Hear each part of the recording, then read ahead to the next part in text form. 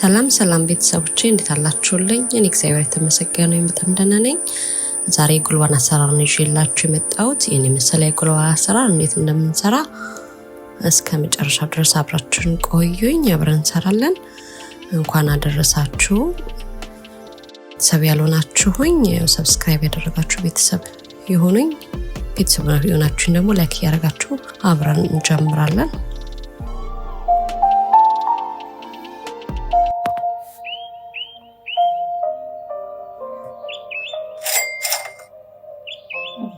ጉልባን ማዘጋጅበት ድስት ውስጥ ውሃ ጨምሬ ያፈላው ነው።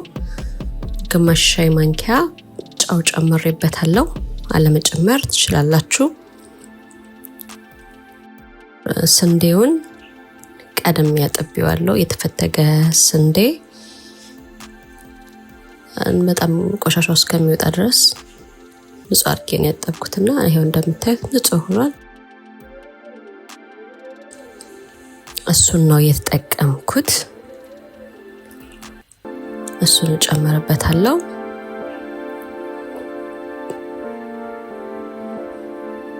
ከሀበሻ ሱቅ ውስጥ ማግኘት ትችላላችሁ። እዛ የሀበሻ ሱቅ ውስጥ ሁሉንም ነገር ማግኘት ትችላላችሁ። ባቄላውን ስንዴ እዛው ነው የገዛሁትና እዛው ማግኘት ትችላላችሁ።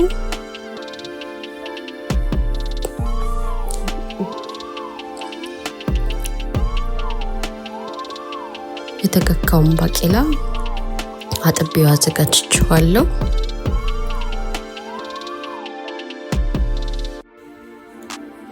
ስንዴ በዚህ መልኩ እያበሰልኩት ነው። ያው የበሰለ ነው፣ በስሏል።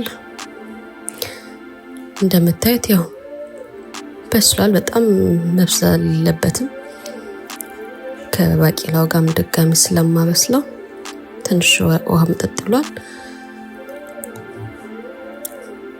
ባቄላ ይሄን ይመስላል። በደንብ ነው ያጠብኩት። ባቄላን ጨምሬያለሁ።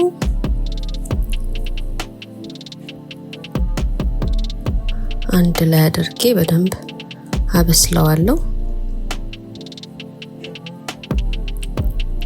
ባቄላ ቶሎ ስለሚበስል ያው ለአንድ ለሁለት ደቂቃ ነው እሱን የምጠቀመው።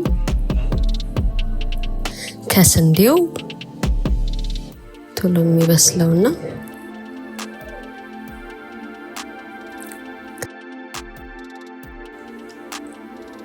ባቄላው ቶሎ ይበስልልኛልና ውሃ አላበዛውበትም እንዳይቦካ ስለምፈልግ። ያው እንደምታዩት እንደዚህ በስሏል። ይሄን ይመስላል። እንደምትወዱት በጣም ተስፋ አድርጋለሁ። በድጋሚ መልካም በዓል ይሁንላችሁ። እስከ መጨረሻው ከኔ ጋር ስለነበራችሁ አመሰግናለሁ። በሌላ ቪዲዮ እስከምንገናኝ ድረስ ሰላም ሁኑልኝ። ባይ ባይ።